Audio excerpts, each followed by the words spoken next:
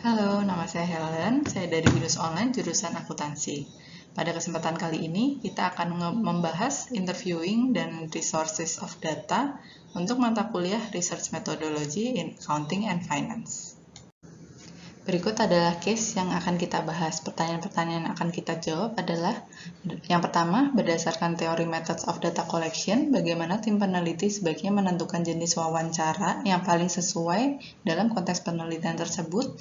Yang kedua, jelaskan bagaimana prinsip triangulasi data antara sumber primer dan sekunder dapat meningkatkan kredibilitas penelitian.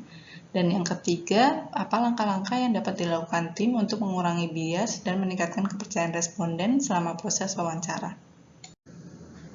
Mari kita bahas pertanyaan pertama, yaitu menentukan jenis wawancara yang sesuai dalam konteks penelitian tersebut.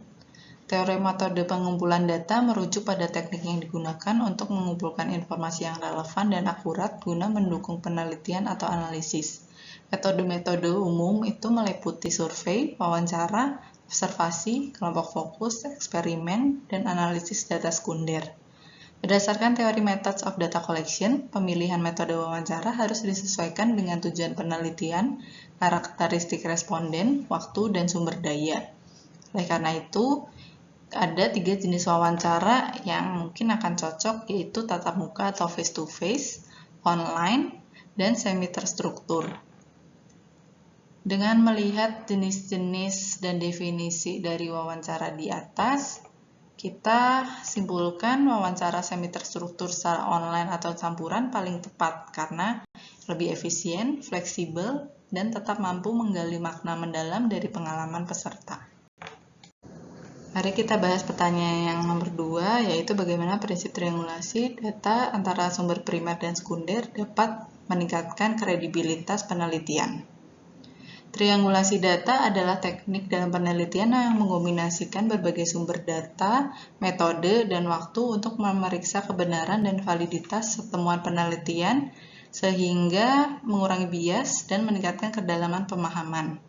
Teknik ini sering digunakan dalam penelitian kualitatif, tapi juga bisa diterapkan pada penelitian kuantitatif, seperti dengan melakukan wawancara dengan berbagai narasumber berbeda dan membandingkan data tersebut dengan hasil observasi.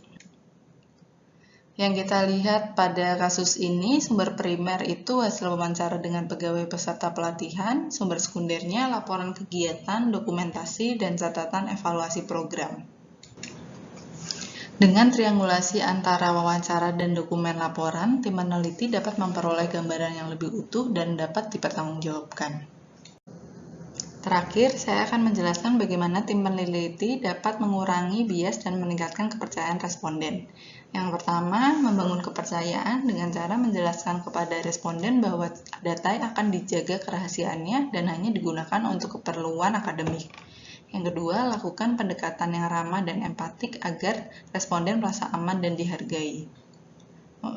Poin kedua, menghindari bias peneliti. Kita bisa lakukan dengan cara menggunakan pertanyaan netral dan tidak mengarahkan jawaban. Catat data secara objektif dan jika perlu gunakan rekaman yang pastinya izin dulu kepada responden untuk menghindari interpretasi sepihak. Yang ketiga, lakukan peer review antar anggota tim agar interpretasi hasil lebih seimbang. Dari segi mengurangi bias responden, kita bisa pastikan wawancara dilakukan tanpa kehadiran atasan responden agar responden lebih bebas berbicara. Gunakan pertanyaan yang bersifat terbuka dan tidak menghakimi.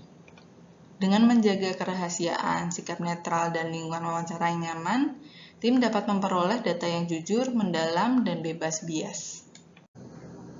Cukup sekian untuk pembahasan kita pada hari ini mengenai interviewing dan resources of data untuk mata kuliah Research Methodology in Accounting and Finance. Atas perhatian Bapak Ibu, saya mengucapkan banyak terima kasih.